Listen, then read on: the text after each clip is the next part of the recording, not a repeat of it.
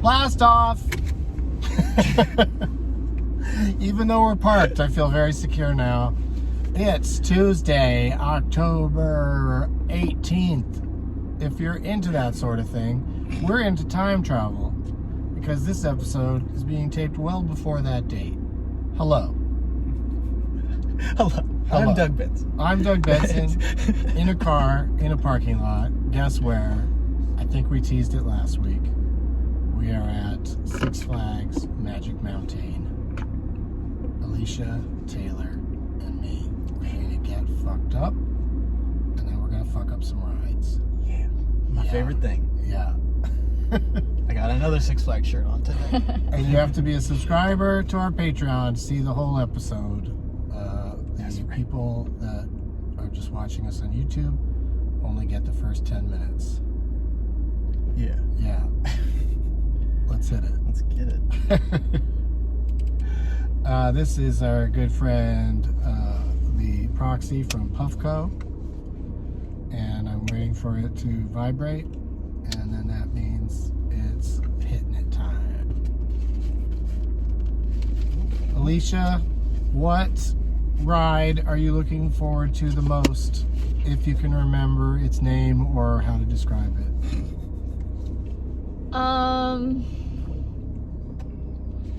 I mean, I like X.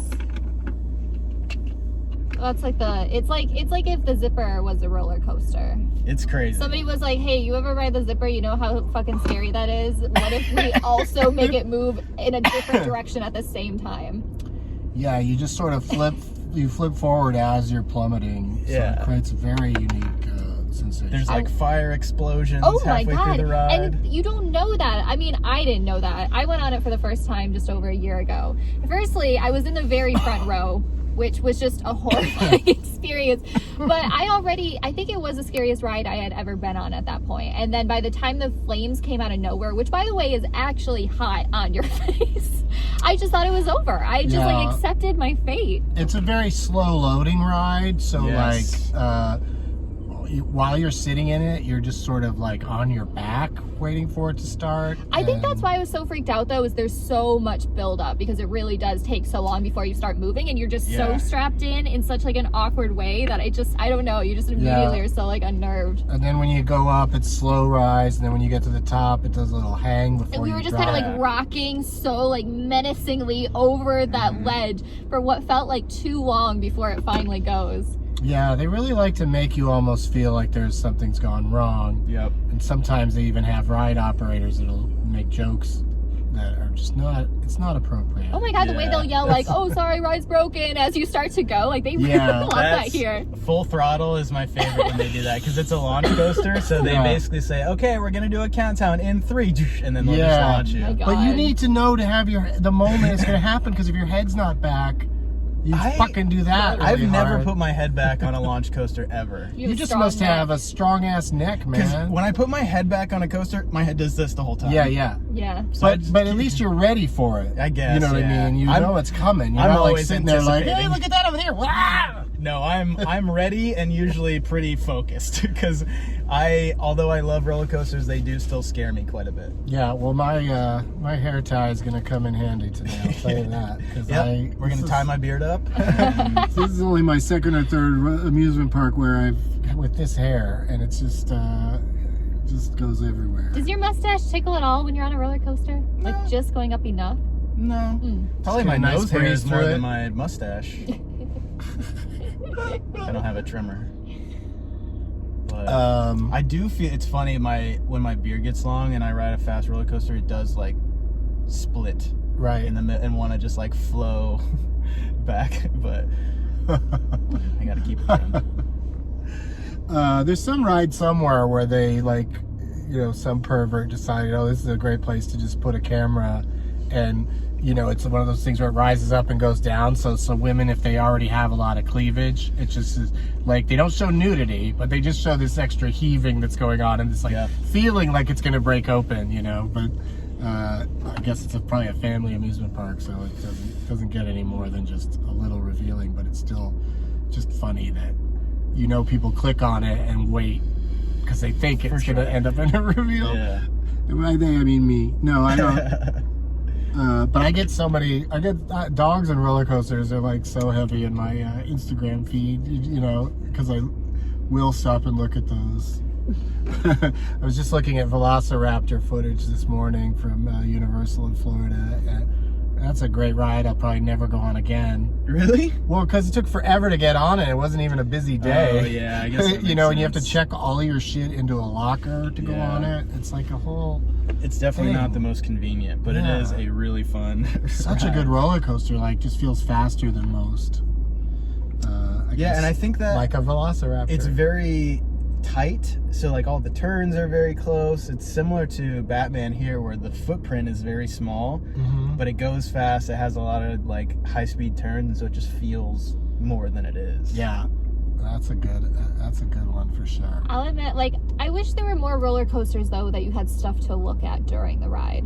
And I know it's tough. Like, the idea is you're moving so fast anyway that maybe that's asking for too much. Well, that's what's so fun about, you get the best of both worlds with Incredicoaster at California Adventure, because they have lots of great theming throughout the ride, and then at the end you look at a bunch of weeds.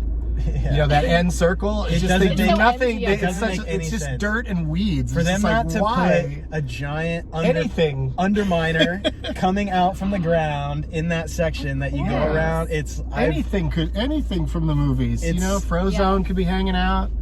100%. I don't know. It's so weird, because then you do see more of Edna and the baby at the very, you know, end there. But yeah, it's strange. And Magic Mountain's the worst of it, because they will try to decorate here and there, and then other places they just leave looking like garbage. Yeah, it's crazy.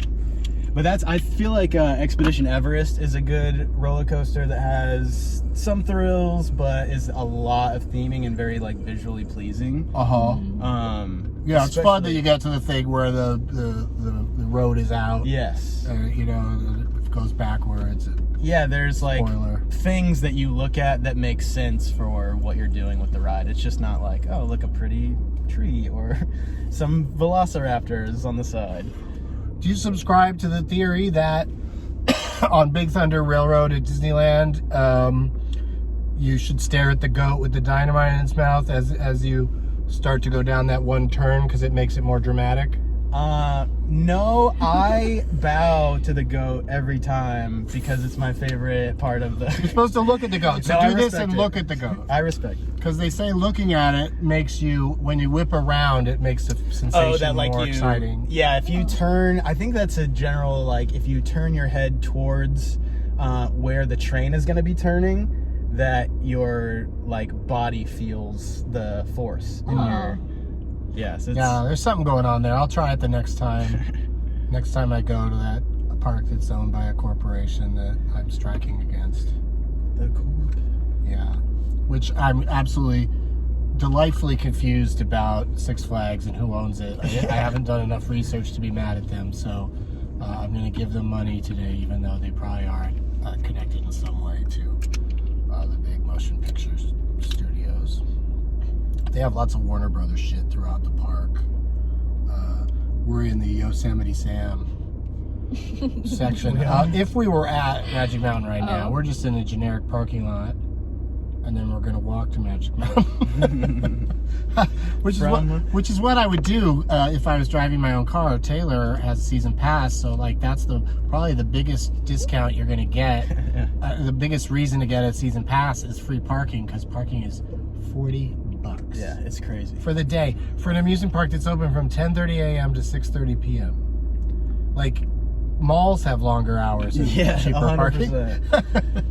Yeah, it's... You know, how much does it cost to park at Mall of America? Because they got rides. Probably costs money. Yeah, maybe $1. They have like a parking structure there, I think. I remember it was very high at that place because we were shooting Super High Meat. And they turned it into this like nightmarish sequence in the movie where like it looks like I'm just too high to enjoy myself. But I remember having a pretty good time. I have resting, not happy face though. So like. You go to the aquarium in the movie? No aquarium.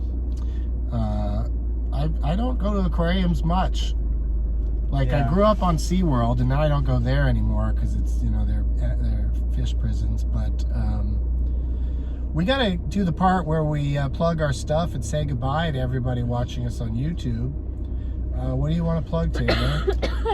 Check out my Instagram at RizzoRizzo, and please follow Late Game Movie on Instagram. I was part of a hockey movie last year called The Late Game. So please follow the Instagram. We're going to start promotional stuff in the coming months, and I'm really excited about it, and I want you to check it out. Late Game Movie. Yes.